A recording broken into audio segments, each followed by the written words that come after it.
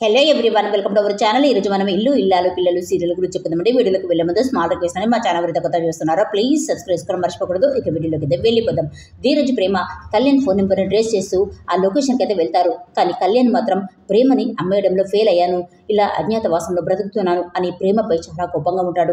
ఇక ధీరజ్ నా వల్లనే మా నాన్న అరెస్ట్ అయ్యాడు, నా కుటుంబం అంతా కూడా పోలీస్ స్టేషన్ బయట నిల్చుంది అంటూ చాలా ఫీల్ అవుతూ ఉంటాడు. ఇక అప్పుడు సాగర్ ధీరజ్కి ఫోన్ చేస్తాడు. పెద్దోడి పెళ్లి కుదిరిందని గుడ్ న్యూస్ అయితే చెప్తాడు. ఇక ధీరజ్ అయితే చాలా హ్యాపీగా ఫీల్ అవుతాడు. స్వయంవరం వేడుకలో జరిగిందంతా కూడా వివరించి చెప్తాడు. ఇక నువ్వు కూడా ఇక్కడే ఉంటే మాతో పాటు వచ్చేవాడివి కదా, అసలు ఎక్కడికి వెళ్ళావురా అంటాడు సాగర్. ఇక ధీరజ్ నేను ఒక ముఖ్యమైన పని మీద బయటికి వచ్చాను, ఇంటికి వచ్చాక ఒక హ్యాపీ న్యూస్ మీకు చెప్తాను, ఇక పెద్దోడికి కంగ్రాట్స్ చెప్పమని చెప్పేసి కాల్ కట్ చేస్తాడు. ఇక ప్రేమతో ఇలాంటి హ్యాపీనెస్లో లేకుండా చేస్తావు, అంతా నీ వల్లే జరిగింది అంటూ ప్రేమనైతే కోపం చేస్తాడు. ఇక ప్రేమ రేయ్ నీకు దండం పెడతాను రా, నన్ను చంపకురా, ముందు కళ్యాణ్ గారిని పట్టుకుందాం అని చెప్తుంది. ఎలాగోలా కళ్యాణ్ ఉన్న ఇంటికైతే వస్తారు. ఇక డోర్ అయితే కొడతాడు ధీరజ్. కళ్యాణ్ అంటూ గట్టిగా పిలిచేసరికి కళ్యాణ్ చాలా తెలివిగా దాక్కొని మరో అతన్ని ముందుకైతే పంపిస్తాడు. ఇక ధీరజ్ నేను వాని ఫోన్ నెంబర్ ట్రేస్ చేస్తూ వచ్చాను, అసలు వాడు ఎక్కడికి వెళ్ళాడు అంటూ కోపం చేస్తాడు. ఇక అతనేమో 10 రోజుల ముందు కోచింగ్ తీసుకోవడానికి ఇక్కడికి వచ్చాడు, ఇప్పుడు కోచింగ్ పూర్తుందని చెప్పేసి తను వెళ్ళిపోయాడు, అసలు తను ఎక్కడికి వెళ్ళిపోయాడో కూడా నాకు తెలియదు, 10 నిమిషాల ముందే వాడు ఇల్లు ఖాళీ చేసి వెళ్ళిపోయాడు, ఇంతకు మీరెవరు అంటాడు. ఇక ప్రేమ వాడు ఒక పెద్ద మోసగాడు, నా నగలన్నీ కూడా కొట్టేశాడు అని చెప్తుంది. ఇక అతనేమో చాలా తెలివిగా బాబోయ్ వాడు ఇల్లు ఖాళీ చేశాడు కాబట్టి సరిపోయింది, లేదంటే మా ఇంటి కూడా కన్నం వేసేవాడు అంటూ ఇంట్లోకి వెళ్ళేసి ముఖం మీదే డోర్ వేసుకుంటాడు. ఇక కళ్యాణ్ని వాళ్ళు పట్టుకోలేకపోయారు కాబట్టి ధీరజ్ ప్రేమ నిరాశతో వెనకైతే వెళ్ళిపోతారు. ఇక ఇదిలో ఉంటే మరోవైపు పెద్దోడికి పెళ్లి ఫిక్స్ అయిందని చెప్పేసి రామరాజు కుటుంబం అంతా కూడా చాలా సంతోషంగా ఇంటికి వస్తారు. కానీ భద్రావతి రామరాజును పిలిచి షికారుకు వెళ్ళి వస్తున్నారా, ఎలాగోలా జైలు కూడా తినాలని నిర్ణయించుకున్నారా, రేపు ఎలాగో జైలుకు వెళ్లాల్సి వస్తుంది అంటూ అవమానిస్తుంది.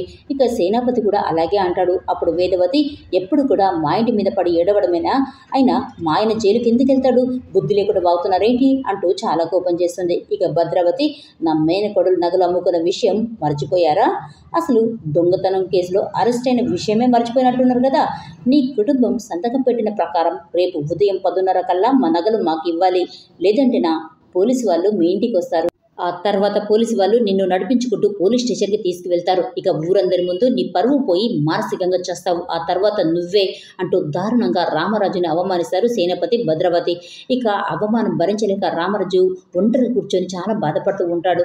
ఇక నర్మద వచ్చేసి మామయ్య గారిని భోజనం చేయమని చెప్పు అంటూ వేదవతికి చెప్తుంది. ఇక వేదవతి ఆయన కోపం చేసినా కూడా నేను భరించగలను, కానీ ఆయన బాధపడితే నేను చూసి తట్టుకోలేక ఏడ్చేస్తాను, అసలు అందరి విషయంలో నేను కాస్త గడుసుగా ఉంటానే కానీ ఆయన విషయంలో మాత్రం పసిపిల్లలాగా ఏడ్చేస్తాను, అలాంటప్పుడు ఆయనను భోంచేయమని ఎలా చెప్పాలి అంటూ చాలా బాధపడుతుంది. ఇక నర్మద అత్తయ్య మీరే అలా అంటే ఎలా, మామయ్య గారిని ఎవరు పిలవాలి అంటుంది. ఇక వేదవతి మొన్న మా ఆయన నడుపుడు మీద చేయి వేసినప్పుడు నువ్వు మా ఆయన చేయి పట్టుకొని మా ఆయన మీద చేయి వేస్తే ఊరుకోను అంటూ గడుసుగా సమాధానం చెప్పావు కదా, మరి అలాంటప్పుడు మామయ్య గారిని భోంచేయమని చెప్పలేవా అంటుంది. ఇక నర్మద అత్తయ్య ఇలాంటి టైంలో కూడా మీరు ఆ విషయాన్ని వదిలిపెట్టారా అంటుంది. ఇక మామయ్య గారిని భోంచేయమని చెప్తుంది నర్మద. ఇక రామరాజు తెల్లవారితే మరోసారి పోలీస్ స్టేషన్ మెట్లు ఎక్కే పరిస్థితి వస్తుందని అనుకోలేదు, మరోసారి ఊరందరి ముందు పరువు పోగొట్టుకునే దుస్థితి వస్తుందని నేను అస్సలు అనుకోలేదమ్మా, అలాంటి తెలియని బాధలో నాలో నేను కుమిలిపోతున్నాను, ఇలాంటి పరిస్థితులలో తిండి ఎలా తినగలనమ్మా, ఆ తిండి నాకు ఎలా సాగిస్తుంది అంటూ చాలా బాధపడుతుంటాడు.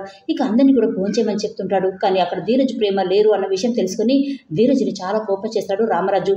ఇక సాగర్ నాన్న వాడిని కోపడకండి, వాడు ముఖ్యమైన పని మీద బయటికి వెళ్ళాడు అని తనైతే చెప్తాడు. ఇక రామరాజు మాత్రం చీ ఇలాంటి నీచుడు నా కడుపున పుట్టకపోయినా బాగుండేది అంటూ ఫీల్ అవుతాడు. ఇక వేదవతి ఏవండి కన్న పిల్లల్ని పట్టుకుని ఏంటంటే మాటలు అంటుంది. ఇక రామరాజు నాకు నా పిల్లలంటే నా పంచ ప్రాణాలు అని ఎప్పుడు చెప్తుంటానే, అలాంటిది వాడి గురించి ఇంత మాట అన్నాను అంటే వాడి వల్ల నా మనసుకి ఎంత గాయమైందో, నా మనసులో ఎంత బాధ ఉంటే ఆ మాట అన్నాను అర్థం చేసుకో బుజ్జమ్మ, నీకేమో కాలేజీకి వెళ్తున్నానని చెప్పాడు, వాడికేమో పని మీద బయటికి వెళ్తున్నానని చెప్పాడు, అయిన వాళ్ళకి ఇలా అబద్ధాలు చెప్పాడు అంటే ఇంకా బయట వాళ్ళకి ఎన్ని అబద్ధాలు చెప్తుంటాడు, అసలు వాడి జీవితం మొత్తం కూడా అబద్ధాలు మోసాలు, అసలు వాడి జీవితమే మోసం, ఆ రోజు ఆ అమ్మాయి అంటే నాకు చిరాకే తప్ప ప్రేమ లేదు అని చెప్పాడు, ఇక ప్రేమ పెళ్లి చేసుకోను అని నాకు మాటిచ్చాడు, మళ్ళీ ఆ అమ్మాయిని పెళ్లి చేసుకొని ఇంటికి వచ్చాడు, ఇక ఆ అమ్మాయివి నగలమ్ముకుని మనలందరూ కూడా పోలీస్ స్టేషన్లో నిలబెట్టాడు. కన్న తండ్రిని మోసం చేసి అడుగడుగున గుండెకోతను మిగిల్చిన వాడు నాకు అవసరమా బుజ్జమ్మ? పైగా ఆ అమ్మాయి వాడితో ఉంది. ఇంత టైం అయినా కూడా వాళ్ళు ఇంటికి రాలేదు. మొన్న ఒక్కరోజే ఆ అమ్మాయి కనబడకపోతే ఎంత టెన్షన్ పడ్డామో తెలుసు కదా. ఒకవేళ ఆ అమ్మాయికి ఏదైనా జరిగితే అసలు ఇది ఏది కూడా వాడు ఆలోచించాడు. వాడిని కన్న నేరానికి నాకు మనశ్శాంతి ప్రశాంతత లేకుండా వాడు నన్ను చంపుకు తింటున్నాడు బుజ్జమ్మ అంటూ చాలా ఏడుస్తూ ఉంటాడు. రామరాజు బాధను చూడలేక వేదవతి పెద్దోడిని చిన్నుడికి ఫోన్ చేయమని చెప్తుంది. ఇక చందు ధీరజ్కి ఎన్నిసార్లు ఫోన్ చేసినప్పటికీ అది అస్సలు కలవదు. ఇక అప్పుడే చందుని పెళ్లి చేసుకుపోయే వాళ్ళు ఫోన్ చేస్తారు. రేపు పొద్దున్నే 10 గంటలకి దివ్యమైన ముహూర్తం ఉందని, 12 ఏళ్ళకి ఒకసారి వచ్చే అద్భుతమైన ముహూర్తం అని, అందుకే రేపు పొద్దున్నే వస్తామని చెప్తుంది భాగ్యం. ఇక రామరాజు మరోసారి ముహూర్తం పెట్టుకుందామని చెప్తాడు. కానీ భాగ్యం మాత్రం అస్సలు వినిపించుకోదు. రేపు పొద్దున్నే వస్తామని చెప్పేసి కాల్ కట్ చేస్తుంది. ఇక రామరాజు చాలా టెన్షన్ పడుతూ ఉంటాడు. రేపు పొద్దున్నే పెళ్లి వాళ్ళు వస్తామని చెప్పారు. ఇటు పోలీసు వాళ్ళు కూడా వస్తారు. దేవుడా ఏంటి నా కర్మ అంటూ తల పట్టుకుని ఏడుస్తూ ఉంటాడు. జీవితంలో ఎన్ని కష్టాలు వచ్చినప్పటికీ తట్టుకున్నాను, కానీ ఇప్పుడు నా ప్రాణాలు పోతే బాగుండు అనిపిస్తుంది బుజ్జమ్మ. అసలు పెద్దడికి ఒక మంచి అమ్మాయి, వాడికి తగిన అమ్మాయి భారీగా రాబోతుందని సంబరపడ్డాను. వాడికంటూ ఒక జీవితం ఏర్పడుతుందని, వాడు జీవితాంతం సంతోషంగా ఉంటాడని చాలా మురిసిపోయాను. కానీ నీ ముద్దుల కొడుకు వల్ల ఆ సంబంధం కూడా చెడిపోయేలా ఉంది బుజ్జమ్మ. రేపు పోలీసు వాళ్ళు అరెస్ట్ చేసి నన్ను తీసుకెళ్తే ఇక పెద్దడికి కుదిరిన సంబంధం కూడా చెడిపోతుంది బుజ్జమ్మ.